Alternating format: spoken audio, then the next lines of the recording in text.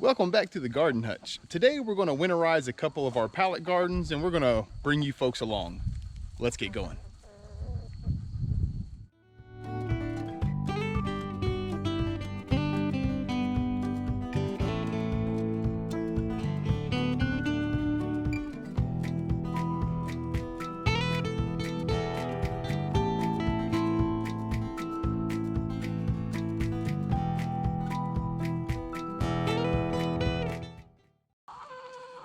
So let's begin by reviewing the reason why we winterize to begin with. Now, the upcoming months are going to be some of the harshest of the entire year.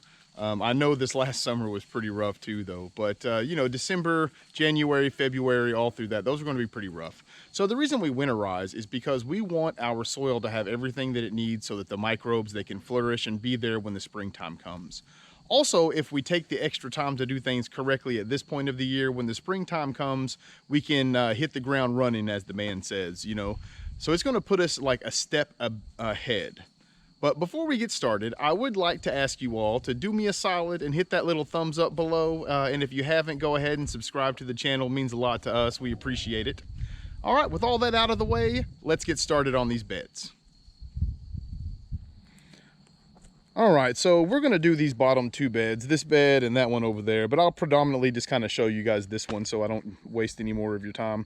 What we're gonna do to begin with is I'd like to go through and I like to just break up, a good 2-3 inches worth of the topsoil, and we're gonna take out any weeds or large pieces of organic matter, essentially anything that we don't want or think will break down in this soil as we go.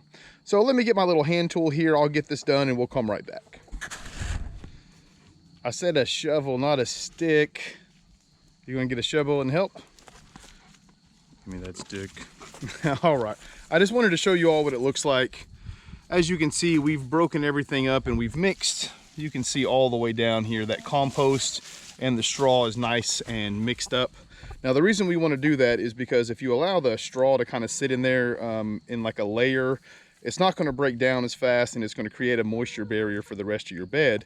That's fantastic whenever it comes to the summertime and you're trying to protect your all of your plants and things. But at this time, the straw needs to serve its second purpose, which is to be mixed in with the rest of the compost and begin to break down to provide nitrogen and that sort of stuff. So that was step one, is just to kind of prepare the soil and get it cleaned up. Now the second step is we're going to add soil to it. We're going to fill it up. We're also going to add in all of our amendments. So let me bring those in here and we'll go over them real fast. So what I've done is I've just put a sample of, this is the compost. I've added some perlite to it to help with absorption. This is the topsoil I'm going to use. You can see it's pretty, it's got a lot of clay in it, kind of sandy. It really helps hold in some moisture through the course of a year. And then up here, this is our amendment that we use. We put it in all of our raised beds during the fall.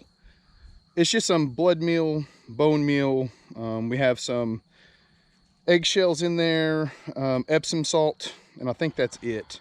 So what we're going to do is we're going to add in the topsoil and the compost mixture. We'll mix it in kind of piecemeal as we go so we get it nice and mixed in. You don't want to have like lumps or layers of one or the other. You want to have it mixed in. And then what we'll do is we'll put this on the top. We'll go through it once more with our hand tool and smooth it all out. So let's get that done and we'll look at that when we're finished. Okay, so we've already completed the first two steps again. We went through, cleaned it up, took out all the weeds, broke the soil up, and now we've added in some topsoil, we've added compost, and then our amendments at this point. So the next thing we're going to do in this process is we need to cover the beds. There are many different approaches you can take to covering your gardens. Now, it's important that you do so. You can use things like cover crops, you can use plastic, you can use a tarp.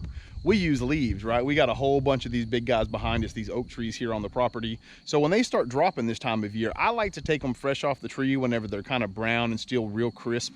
And the reason is whenever you put them in the bed, you can kind of crunch them up a little bit, and it's going to create a lot of air on top of the bed itself. And what that does is it allows the moisture to get through. So we're going to come up into a rainier time. When it does, you want as much of that water to go through into your raised bed as possible. Another thing that it does is it creates a layer to prevent a hard freeze from hitting the top of your soil. Now keep in mind, as the season goes along, you know, the leaves, they will start to settle a little bit. There's nothing you can really do about that unless you want to come out and fluff them every once in a while, but it won't be necessary, I'm sorry. So again, step number 3 is to cover your garden. So what I'm gonna do is I'm gonna grab some of the leaves from this tree behind me, we'll throw them on the bed, and then we'll take a look. And this is what it looks like with step 3 completed. You know, not really much to see, just a bunch of leaves on there. But again, just to kind of point out, you can see that we left them whole, kind of watered them up a bit just so that there was a, I don't know, maybe an inch and a half of insulation in there. The air pockets will keep most of the hard freeze off the top of the soil for the wintertime. Now, step number 4 is repairing your beds. Now, as we're doing this, of course, while you're breaking your soil up and going through the different steps, you're going to notice certain things. You know, some things need to be done. The way we did our pallet beds, we have fabric on the inside, so I want to make sure none of that stuff was ripping or tearing, allowing any compost, and we're good for now. One of the things we did have to do was reinforce some of the slats on the pallets themselves. So things like that you'll need to take note of. And that brings us conveniently into number 5. Number 5 is taking notes. And there's a few reasons why taking notes is important. Number 1 is, like, let's say, for example, that you have an idea for things you need to improve for the upcoming year. An example of that is instead of a repair, I need to add additional netting to our pallet beds to prevent the chickens from flying into them. Towards the end of the year, they realized they could fly into the cherry tomatoes, and it's just been chaos ever since. So I'll have to go through and kind of make that higher and probably put like a little single strand around the top to prevent them from flying over. So that's something, but you know, if you make a note of it now, you'll remember of it before it's too late when the time comes in the spring. It's also important to put down what amendments you've put in your soil. That way, whenever the time comes, you'll know if you need to add something extra or not, depending on what you're planting. So I think that does it. So again, just to review, steps 5 for winterizing your garden. Number 1, break the soil, clean it up, remove any weeds or anything. Number 2, fill it up. Add your amendments, add some topsoil, compost, however you like to fill your beds. Number 3, make sure to cover them to prevent any ill will from the wintertime. Number 4, you'll need to make any repairs for your beds before the springtime gets here. And the 5th and final thing we need to do to winterize our garden is to take notes so that when the springtime comes around, we know exactly where each bed stands. So with all of that, I would like to say thank you to everybody who stuck around to the end. Until next time, I hope you all take care of yourselves. Peace.